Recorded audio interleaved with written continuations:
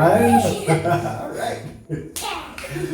So today we are going to share with you the first technique that we want to put out for you. And this is one called the rear naked choke. You've probably heard of it before, but we're going to show you how to make it really effective. A lot of times when this is taught, it's not taught in a way where it's actually usually going to land. Before we jump into that, hopefully if you've been practicing and following along with this, you've been rolling with each other, doing some wrestling by now. Super fun. Yeah, it is fun, isn't it? Good exercise. It is good exercise. Super good.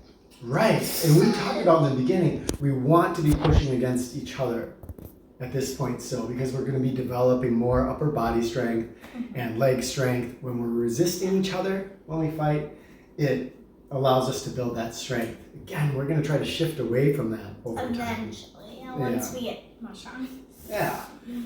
But the thing that you can add this time is getting snaky. Snaky. Oh, yeah. So snaky just means that when we're engaged with each other. Is this Snakey? That's snaky. Do that, you will defeat all your enemies. Snaky means not having space between you and the opponent.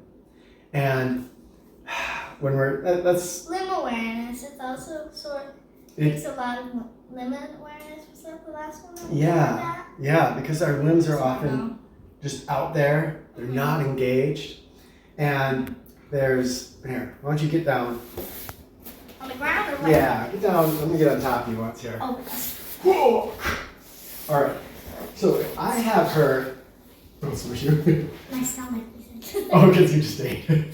So if I have her pinned down, and you can see there's a lot of space here, then what options do you have?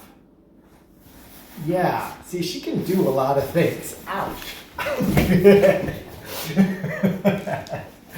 Now, if I'm smushed down, now what can you do?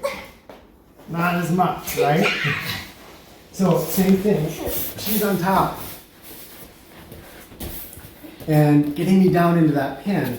If she's up, and often we have this tendency to be up, I just have room here to move my body.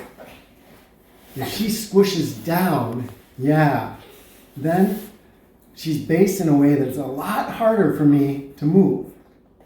Now, let's hop back up again. When we are wrestling, we want to think like that. Think, can we be closing the distance? If we're in like this and our heads are apart, that allows for her to, smack me, right? If I'm in and my head is down, then I have a different amount of control than if I'm like this. Yeah. So this becomes very important when we think about the rear naked choke. Because super if you want to do it successfully. Yeah. Well, before you show how we can be loose and sloppy about it and how we can be really tight and clean about it, let's talk about what this is. Because a lot of people get uncomfortable with chokes. But when we have forest monks out, it would be one of the most important parts of their martial arts training, because chokes, a large part of the choke is just the fear that we have of being choked. And if we can get over that, we can learn to relax under pressure. All of our ground fighting teaches us to relax under pressure. And so as we learn to do that, that translates into the rest of life. Another reason why it's really good to do this just for fun, because there's a lot of pressure just doing anything, so it's good practice. Yeah, so many things in life. So if you go to work and you have a boss that just likes to come up and yell at you and give you a bunch of blah.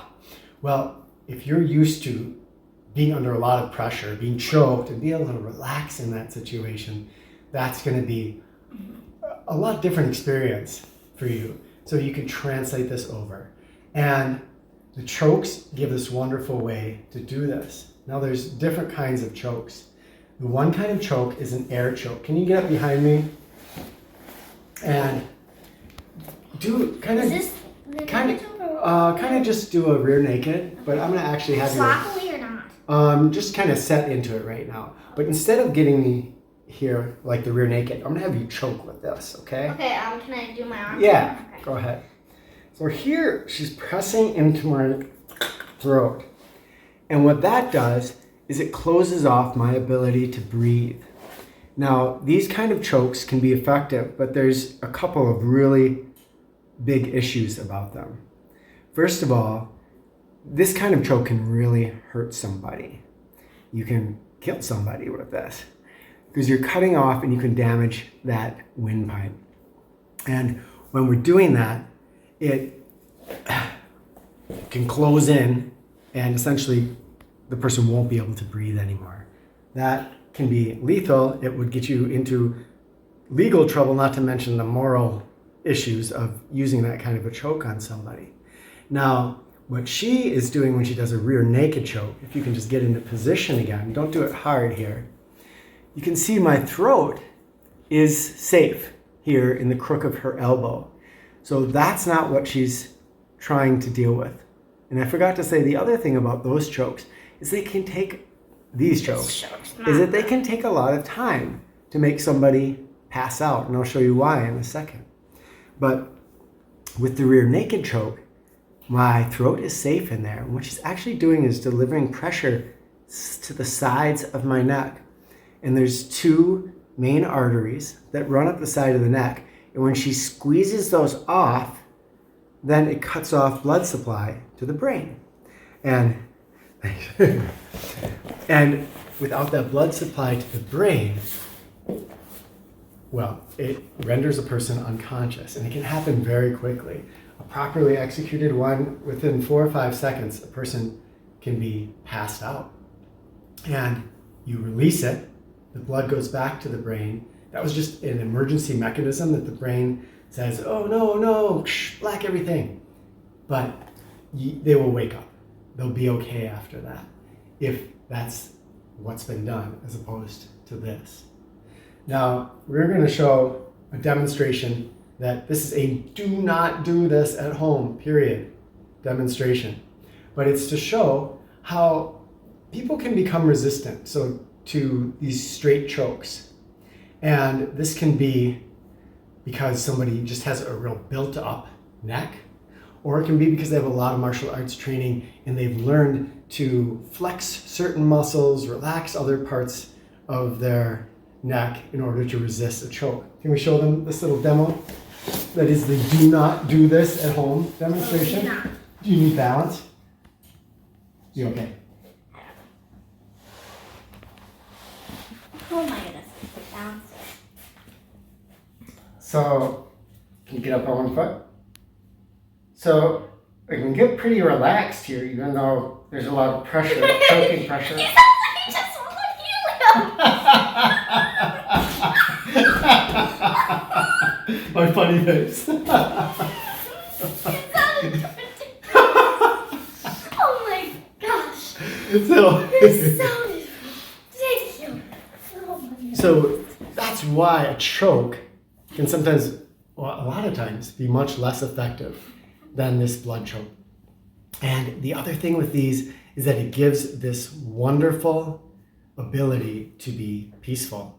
So you'll see, you can look around online, you can see places where there's somebody who is harassing other people. They're clearly maybe off their medications, they have been drinking, they have some mental difficulties, and a person will come up, do that choke, down they go.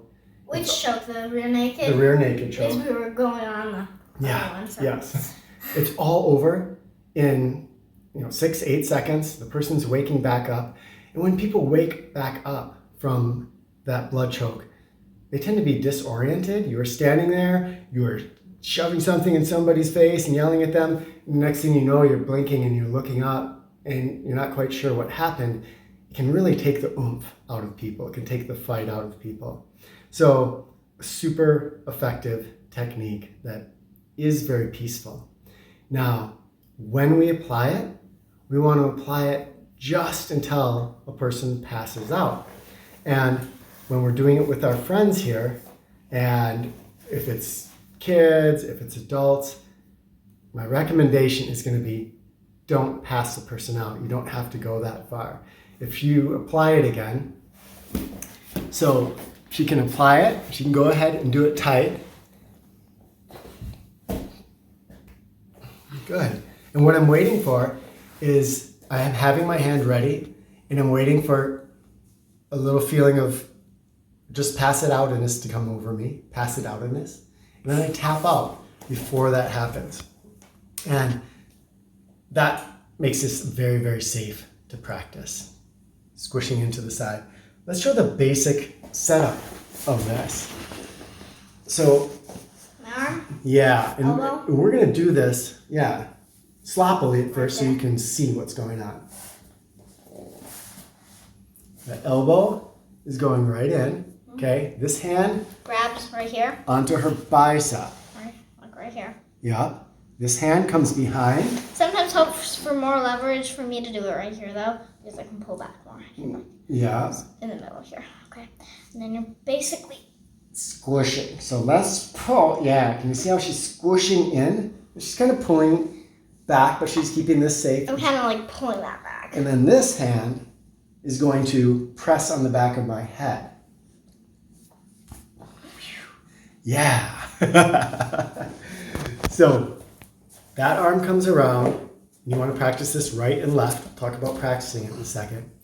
Onto your bicep. I sometimes do it here too, just for the leverage factor of doing that, you know? Yeah, it might feel a little better up or down depending on, some people are going to have bulkier, thicker arms, some longer, thinner. So you might have to adapt it to yourself. This hand comes behind the head. Some people like to cup it and push. Some people like to press with kind of a knife hand. There's really, in my opinion, neither of those is better or worse than the other. As long as you're getting some forward leverage, and then I'm squeezing. So the idea is not to choke, but to squeeze between the bicep and this ridge of bone. Just squeeze that in to the side of the neck. All right. Now, there is, the way you usually see this taught, for some reason, is, if you can execute the choke, is... Doing the sloppy way? Yeah, do it the sloppy way. Okay, this arm comes out around, okay? And that arm comes up. Good. Now, that might have looked fine and normal, but if she's doing that, what's going to happen? I mean, often one of the biggest problems with martial arts is that people have these fancy, complex techniques and they're doing it against a person that's just sitting there waiting. So she can do that to me if I'm sitting there waiting, but go ahead and do it sloppy again to me. Right? As soon as I feel that, she's getting around here, I'm going to reach up and grab this. Or tuck your chin. Or tuck my chin. And because this has come out around here, it's really easy to grab. Even if she lands that, often, see that? See how that's coming up? If I know what's coming, I can grab this. And she can get this, but I've got this control of here, and I'm not going to let go. And I can often prevent this from happening. Yeah. So now, we're going to get snaky. We're going to show the way to really make this land effectively. So, her first hand is going to be coming down, and she's snaking right through, as if she's trying to push on my skin. She's going to snake right through. And this other one, she's going to bring it right up behind.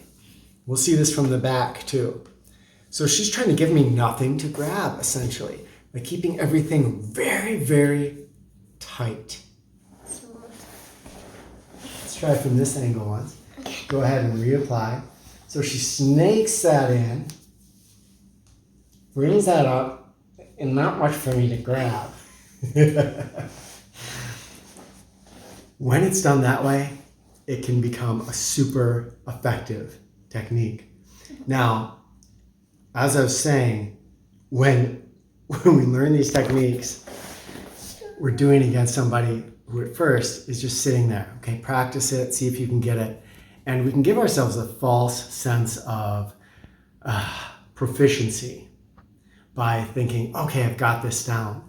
But often when we're in the midst of it, and it's easy to, if I haven't practiced it and got it into my muscle memory, to kind of forget what's going on. So try to land it and be, don't really know what you're doing. She goes down, and that was too good. Oh, I was starting too early. So you want me to do it bad? Well, what happens a lot, if you can get down in front of me, is that people will... Oh, please, check me. I won't. Is that people land it, go down, and this goes here. Oh, what? And, okay, it's lost. So there's a little dance you can practice, which is just to take your hands, and I'm going to do this tight. So I'm going to scoop in, land here, scoop. So I just practice this scoop. Boom, boom, boom. Practice that little scoop. Practice it both sides. I'm just getting myself used to this motion over and over and over and over and over. And then when I get behind, it can become really natural. So when she gets behind me and we're fighting, good, yeah. It can become, it's really natural for her because she's done it enough. Now, you might catch some flack for introducing this as our first technique for people, but it is, I'm going to say, the most effective technique as far as easy to learn, easy to apply. It is extremely effective in the sense that it can end a conflict situation almost instantly, and we'll teach you some ways to get into it besides just goofing around and trying to wrestle and get into it. But to practice it, you can practice this on your own, nice and tight. You can practice out here at first if you need to try to understand. One hand goes onto the bicep, comes around, onto the bicep, comes around, but then tighten it up and make it effective. Then we'll teach some ways to get into it from standing, and yeah, it's fun. But when you're wrestling now, you can try to get into that situation and see if you can land it. You don't even have to get really tight with it at first. The first part of training this, we're just wrestling, we're fighting. And she can just, I don't have to actually. And as soon as she lands it, she can go over it if she wants, and we can keep wrestling. Yep. And she lands it again, she can let go. Good. Oh, if I can get it. Even this, okay? I'm not effective at all, but I'm starting to train that muscle memory. That's because I was expecting it. And train yourself into that until it starts to come naturally, easily, super fast. What else do we need to cover on this? I don't know, what do you think? Be gentle. Be soft, train for technique rather than trying to force it. If you're wrestling and you get behind, you try to get it and you mess it up, let it go back to it. We're trying to go for technique rather than forcing something. Can you think of anything else? Not really. Okay, so share in the comments if you are training along with us and what you think of this technique, if you've learned it before, if there are any tweaks that you learned that made it more effective. And it would also be interesting to hear from anybody if you've been choked out by this. What is it like? What's your experience of it? And I think that's it. Yeah. All right, thanks for watching, everybody. Talk with you soon.